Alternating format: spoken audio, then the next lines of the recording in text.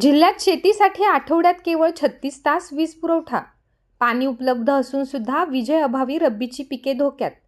यावर्षी जिल्ह्यात सरासरीपेक्षा अधिक पाऊस झाला. सध्या सिंचनासाठी सर्वच धरणं, विहिरी, नदी नाल्यांना पिकांसाठी मुबलक पाणी आहे.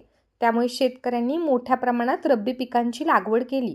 मात्र आता शेतीला पाणी देण्यासाठी महावितरणकडून आठवड्यात केवळ 36 तास वीज उपलब्ध करून दिली जात असल्याने लोड शेडिंगचे प्रमाण वाढल्याने शेतकरी हैराण झाले आहेत.